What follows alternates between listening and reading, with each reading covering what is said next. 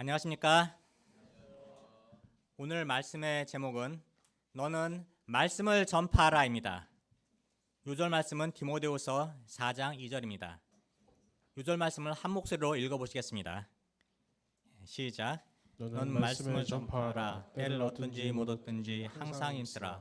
범사에 오래 참음과 가르침으로 경책하며 경계하며 권하라. 사도 바울은 로마에서 셋집에 가택 연금되어 있다가 풀려나 복음을 전하다가 다시 체포되어 로마의 지하 감옥에 갇혔습니다. 바울은 자신의 처형이 임박했음을 알았습니다.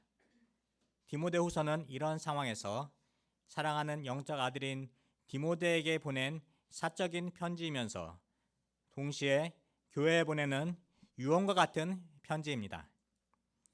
당시는 네로 황제의 박해가 극심했던 시기로서 복음 때문에 고난받는 것을 부끄러워하기 쉬웠습니다.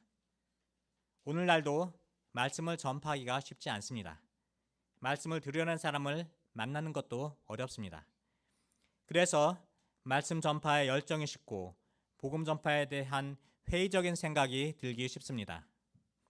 하지만 바울은 디모데에게 말씀을 전파하라 명령하고 있습니다. 오늘 말씀은 디모데뿐만 아니라 복음을 맡아 전하는 모든 사람들에게 참된 소망에 대해 가르쳐주고 있습니다. 오늘 말씀을 통해 우리도 말씀 전파자로서의 분명한 자세와 소망을 새롭게 할 수 있기를 기도합니다. 제1장 너는 말씀을 전파하라. 1절에서 5절입니다. 1절과 2절 말씀을 전파하라까지 한 목소리로 읽어보시겠습니다. 시작. 하나님 앞과 살아있는 자와 죽은 자를 심판하실 그리스도 예수 앞에서 그가 나타나실 것과 그의 나라를 두고 엄히 명하노니 너는 말씀을 전파하라. 말씀을 전파하라. 바울은 엄숙히 명령하고 있습니다. 이는 전쟁터에서 지휘관이 부하들에게 생명의 위험을 감수하고 돌격 명령을 내리는 것과 같습니다. 바울은 자신의 권위로 명령하지 않았습니다. 하나님과 예수님 앞에서 명령하고 있습니다. 예수님이 누구십니까? 처음 세상에 나타나심으로 사망을 패하시고 복음으로 생명과 썩지 아니할 것을 드러내신 분이십니다. 다시 세상에 나타나실 때에는 살아있는 자와 죽은 자, 즉 모든 사람을 심판하러 오시는 최후의 심판장이 되십니다. 그런데 재판을 하려면 옳고 그름의 기준이 되는 법이 있어야 합니다. 말씀 전파는 예수님의 최종 판결을 앞두고 모든 사람에게 그 법을 알리는 것입니다. 너는 말씀을 전파하라. 영어로는 preach the word입니다. 그래서 그 말씀을 전파하는 것입니다. 그 말씀은 무엇입니까? 이는 앞서 3장에서 언급한 성경을 가리킵니다. 디모데가 어려서부터 배워서 알았고 그리스도 예수 안에 있는 믿음으로 말미암아 구원에 이르는 지혜가 있으며 하나님의 감동으로 되어서 교훈과 책망과 바르게 함과 의로 교육하기에 유익한 그 말씀입니다. 전파한다는 말은 큰 소리로 선포한다, 알리다, 고지한다는 의미입니다. 보통 말을 할 때에는 듣는 사람이 누구인지, 반응이 어떤지를 보면서 얘기합니다. 그러나 선포는 듣는 사람의 반응이 중요하지 않습니다. 캠퍼스에서 말씀을 전하면 어떤 학생들은 왜 듣고 싶지 않은 말씀을 일방적으로 전하면서 개인의 자유를 침해하느냐고 따집니다. 국회에서 법을 만들어 선포하면 내가 원하지 않아도 인정하고 지켜야 합니다. 그렇지 않으면 처벌을 감수해야 합니다. 말씀도 마찬가지입니다. 듣든지 안 듣든지 그 결과에 대한 책임은 당사자의 몫이고 누구나 반드시 알아야 하는 말씀을 전해야 하는 것입니다. 말씀 전파는 디모데가 에베소에서 자립하기 위해 하는 일이 아닙니다. 양을 얻기 위해서 하는 일도 아닙니다. 말씀 전파는 장차 임할 예수님의 재림과 하나님 나라와 연관되어 있습니다. 하나님의 나라는 이미 시작되었고 반드시 완성될 것입니다. 예수님은 한 번 오셨고 재판하기 위해 반드시 다시 오신다고 하셨습니다. 예수님의 재판은 원치 않는다고 해서 피할 수 있는 것이 아닙니다. 그때 모든 사람은 선악간에 그 행한 것에 따라 심판을 받게 됩니다. 이는 모든 사람이 직면해야 하는 절대적인 진실입니다. 그러므로 하나님 나라를 기다리고 예수님의 재림을 사모하는 사람이라면 누구나 말씀을 전파해야 합니다. 디모데는 나이가 연소했기 때문에 자기보다 나이 많은 연장자들 앞에서 말씀을 전할 때 권위가 안 선다고 생각할 수 있었습니다. 자격이 안 된다고 생각할 수도 있습니다. 우리는 이런 디모데의 심정을 충분히 이해할 수 있습니다. 그러나 말씀 전파는 시니어 목자나 사모님들만 할 수 있는 것이 아닙니다. 교수 목자라고 말씀을 전파할 수 있는 권위가 더 생기는 것도 아닙니다. 말씀 전파할 권위를 줄 수 있는 분은 예수님과 하나님 외에는 아무도 없습니다. 하나님 앞과 살아있는 자와 죽은 자를 심판하실 그리스도 예수 앞에서 그가 나타나실 것과 그의 나라를 두고 엄히 명하노니 너는 말씀을 전파하라. 이는 단순히 권면이 아닙니다. 바울을 통해 엄히 명령하시는 하나님의 음성을 영접하고 어떤 상황에서도 하나님과 예수님 앞에서 말씀을 전파하는 사명을 힘써 감당하기를 기도합니다. 우리는 말씀을 전파할 때 어떤 자세로 전해야 합니까? 2절 하반절을 보십시오. 그 2절 하반절 같이 읽어보시겠습니다. 시작. 어떤지 못어떤지 항상 힘쓰라. 범사에 오래 참음과 가르침으로 경책하며 경계하며 권하라. 첫째, 때를 얻든지 못 얻든지 항상 힘써야 합니다. 때를 얻든지 못 얻든지라는 말씀은 기회가 주어지든지 주어지지 않든지 조건이 좋든지 좋지 않든지의 뜻입니다. 말씀을 전파하고자 할 때 좋은 때나 나쁜 때가 있는 것이 따로 있지 않습니다. 말씀 전파에는 계절이 따로 없습니다. 상황이나 형편에 상관없이 언제나 말씀을 전하기 위해 힘써야 합니다. 이런 절대적인 자세와 절박한 심정으로 말씀을 전파할 때 놀라운 구원 역사가 일어나고 새 역사가 창조될 수 있습니다. 사도 바울은 감옥에 갇혀 있는 최악의 형편 가운데서도 간수들을 양으로 삼아 말씀을 전했습니다. 그리고 편지로 말씀을 전하며 복음 전하는 일을 쉬지 않았습니다. 비록 바울의 몸은 매어 있었지만 하나님의 말씀은 어떤 상황에서도 매이지 않았습니다. 항상 힘쓰라는 것은 영어로는 be prepared로서 경각심을 가지고 준비된 상태를 의미합니다. 늘 준비하고 있다가 언제든지 누구에게라도 말씀을 전할 수 있어야 합니다. 말씀을 전파하는 데 있어서 주변 환경이나 시대 상황보다 전파하는 사람이 준비되는 것이 중요합니다. 바울이 이런 말을 하는 이유가 무엇입니까? 디모데는 지금은 말씀을 전할 때가 아니라고 생각할 수 있었습니다. 왜냐하면 사람들이 받아들일 것 같지 않은 현실 때문입니다. 디모데후서 3장 1절에서 5절은 당시 시대 상황을 잘 나타냅니다.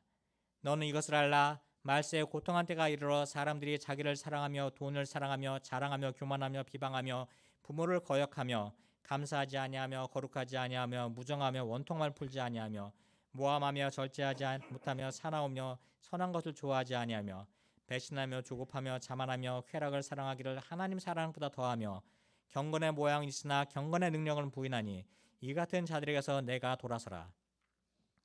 바울은 말세를 고통하는 때라고 하였습니다. 우리는 말씀을 전하기 좋은 시절이 오기를 바라지만 말세는 항상 어려운 시기입니다. 요즘 캠퍼스 상황을 보면 네게부 사막같이 삭막합니다. 복음을 수용할 환경이 전혀 안 되어 있습니다. 보안 요원들까지 동원하여 전도를 못하게 합니다. 이런 분위기에서 복음을 전하기 위해 애쓰시는 사모님들의 모습을 보면 안쓰럽기까지 합니다. 하지만 이전에도 말씀 전하기 좋은 때는 없었습니다. 1980년대 민주화 운동 시기에도 말씀 전파가 어렵기는 마찬가지였습니다. 연일 최루탄이 터지는 캠퍼스에서 눈물을 흘리며 말씀의 씨를 뿌렸을 때 놀라운 부흥의 역사가 일어났습니다. 지난 3년여 기간 동안 코로나로 인해 대면 예배도 금지되고 현장에서 전도도 할 수 없게 되었을 때 복음 역사는 완전히 망한 것처럼 생각되었습니다. 그러나 아무리 힘든 상황에서도 하나님의 말씀은 매이지 않았습니다. 오히려 온라인을 통해 복음이 더욱 널리 전파될 수 있는 길이 열렸습니다. 2022년 세계 선교 보고 때에는 오지에 있는 선교사님들까지 온라인을 통해 참석할 수 있었고 전 세계 곳곳에서 어느 때보다 더 많은 분들이 참석하므로 풍성한 은혜를 나눌 수 있었습니다. 말씀을 전할 좋을 때를 기다리기보다 내가 먼저 준비되어 때를 얻든지 못 얻든지 말씀을 전파하는 일에 힘쓰며 하나님의 구원 역사에 쓰임받기를 기도합니다. 둘째, 각 사람에게 맞게 여러 가지 모양으로 사람을 도와야 합니다. 2절 마지막 부분을 보십시오. 범사에 오래 참음과 가르침으로 경책하며 경계하며 권하라. 이 말씀은 경책하며 경계하며 권하라 3개의 명령어로 이루어져 있습니다. 영어로는 correct, rebuke, encourage입니다. 말씀을 전하는 것은 단순히 성경 지식만 전달하는 것이 아닙니다. 또 우리는 말씀을 전할 때 듣기 좋은 말만 해서는 안 됩니다. 하나님을 떠나 잘못된 길을 가고 있는 사람은 경책함으로 바른 길로 가도록 도와주어야 합니다. 때로는 죄를 뼈저리게 느끼고 회개하도록 꾸짖고 책망해야 할 때도 있습니다. 연약한 자들은 따뜻한 위로의 말로 권하며 용기를 북돋아 주어야 합니다. 말씀을 듣는 각 사람의 형편과 상황에 맞게 인격적으로 전파해야 합니다. 그러나 우리가 진심을 다해 전한다고 해서 양들이 다 받아들이는 것은 아닙니다. 진지하게 말씀을 들으려 하지 않습니다. 반발하기도 하고 대적하기도 하고 외면하기도 합니다. 말씀을 잘 따라오던 양이 어느 순간 전화를 차단하고 연락을 받지 않는 경우도 있습니다. 이런 양들을 섬기려면 속이 타들어가고 때로는 화가 나기도 합니다. 조급한 마음에 감정과 혈기로 다툴 수도 있습니다. 그러나 한 사람이 복음을 영접하기까지는 많은 시간이 필요합니다. 그러므로 조급함을 버리고 오래 참고 기다려줘야 합니다. 오래 참음은 영어로는 great patience 혹은 all patience입니다. 적당히 참으면 안 됩니다. 성령께서 역사하실 때를 기다리며 끝까지 참으며 위대한 인내를 해야 합니다. 말세의 사람들의 특징이 어떠합니까? 3절 4절을 보십시오. 때가 이르리니 사람이 바른 교훈을 받지 아니하며 귀가 가려워서 자기의 사욕을 따를 시선을 많이 두고 또 그 길을 진리에 돌이켜 허탄한 이야기를 따르리라. 그때의 사람들은 바른 교훈 받기를 싫어합니다. 바르다는 것은 육체적으로나 정신적으로 건강한 상태를 말합니다. 사람들은 건강한 가르침을 듣는 것을 힘들어하며 의도적으로 거부합니다. 이는 건강한 음식은 안 좋아하고 불량식품을 좋아하는 것 같습니다. 사람들은 건강한 가르침을 듣기보다 가려운 자기기를 만족시키려는 자기의 사욕을 따라 입맛에 맞는 선생을 많이 둡니다. 사욕은 절제되지 않는 강한 욕망을 말합니다. 죄악된 욕망을 절제하려기보다 만족시켜줄 수 있는 선생들을 찾아다닙니다. 많이 둔다는 말은 accumulate, 쌓아둔다는 의미입니다. 요즘 유튜브가 대표적입니다. 인기 있는 유튜버들은 사람들이 무엇에 관심을 두고 있는지, 무엇을 원하는지 연구해서 사람들의 입맛에 맞는 영상들을 올리고 사람들은 자기 구미에 맞는 말을 해주는 유튜버들을 찾아다닙니다. 또 유튜브는 알고리즘에 의해 연관된 콘텐츠를 계속 제공합니다. 사람들은 그런 영상을 보관함에 쌓아두고 보면서 욕망을 만족시킵니다. 한마디로 자기가 듣고 싶은 말만 들으려 합니다. 또 귀를 진리에서 돌이켜 허탄한 이야기를 따릅니다. 진지한 대화보다 부담 없고 재미있는 농담을 좋아합니다. 성경을 읽는 것은 힘들어하지만 웹툰이나 넷플릭스를 시간 가는 줄 모르고 보면서 밤을 새웁니다. 사람들이 말씀을 들으려 하지 않을지라도 우리는 바른 교훈인 복음을 전해야 합니다. 바울은 디모데에게 전도자로서 가져야 할 자세에 대해 가르칩니다. 5절을 보십시오.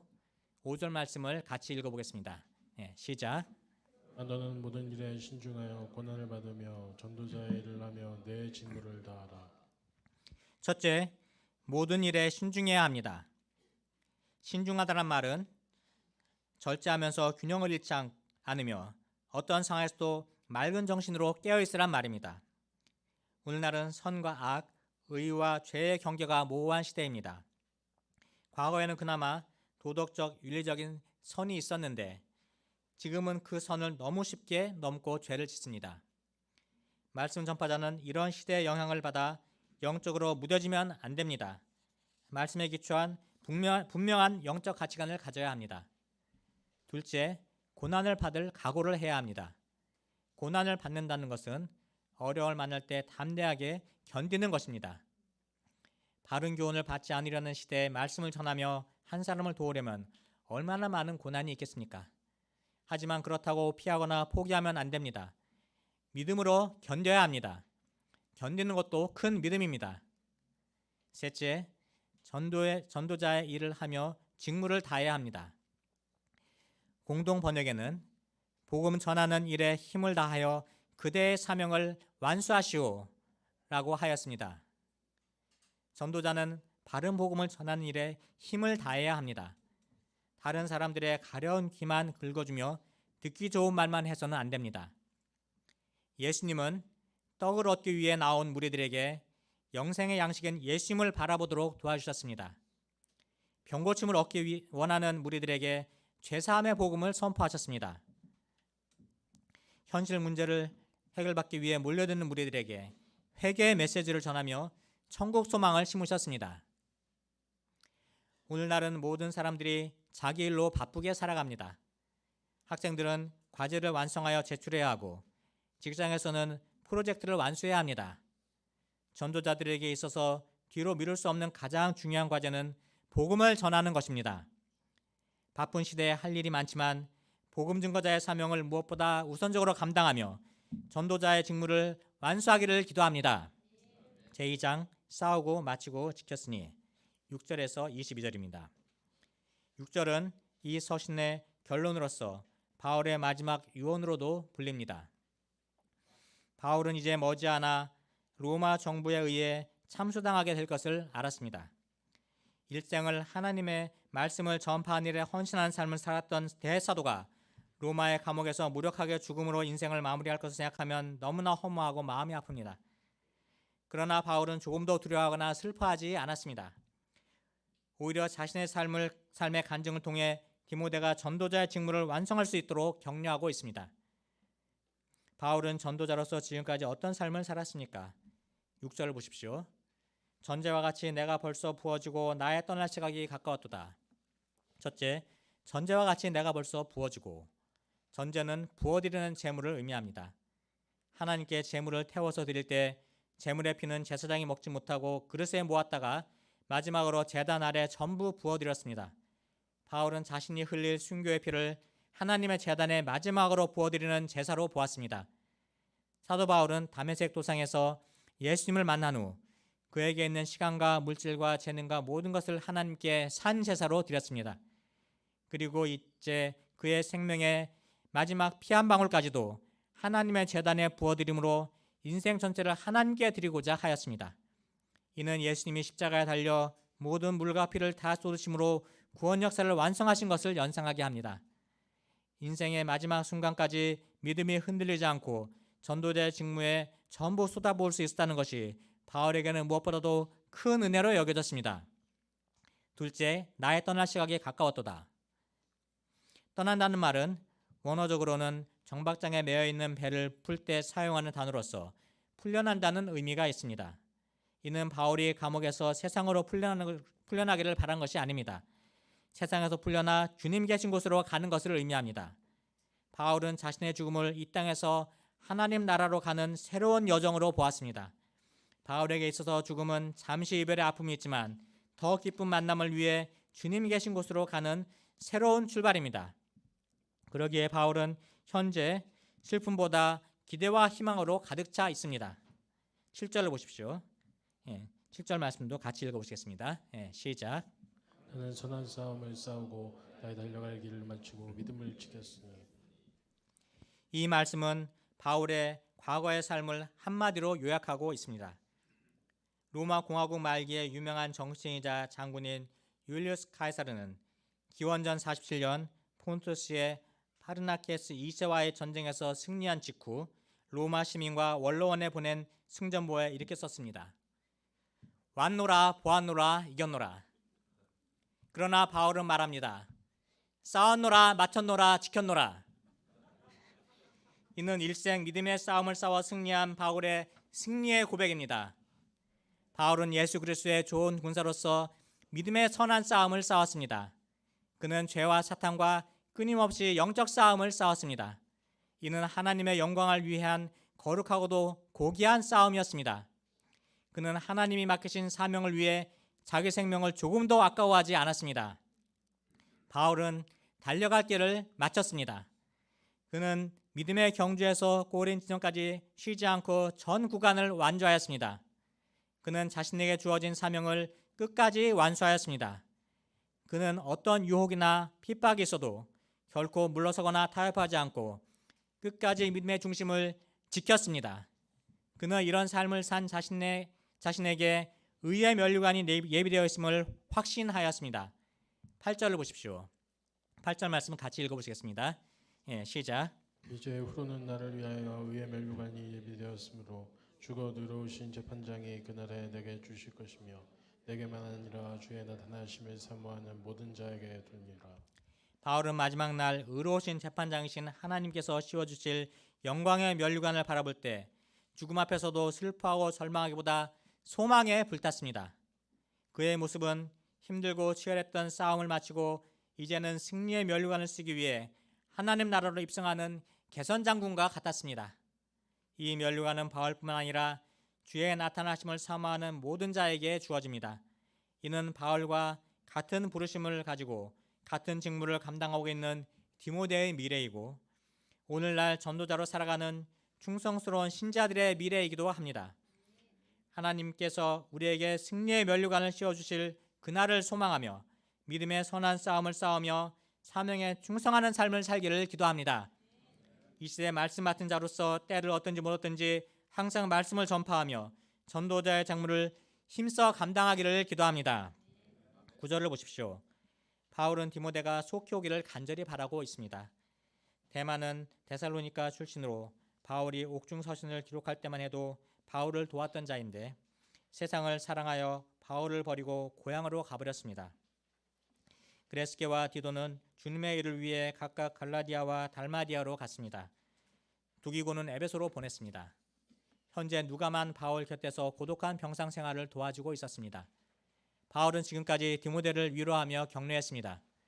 그러나 이제 바울은 외로움 속에서 디모데를 통해 힘을 얻고자 하였습니다. 바울은 디모데에게 올 때 마가를 데려오라고 하였습니다. 마가는 바울의 첫 번째 선교 여행 때 중도에 바울을 떠났습니다. 하지만 후에 회개하고 돌아와 복음 역사의 귀한 동역자가 되었고 마가복음을 집필하였습니다. 믿음의 동역자들을 기억하고 그리워하는 바울에게서 한 사람으로서의 인간적인 면모를 볼 수 있습니다. 힘든 세상에서 믿음으로 사는 데 있어서 누구에게나 믿음의 친구가 필요합니다.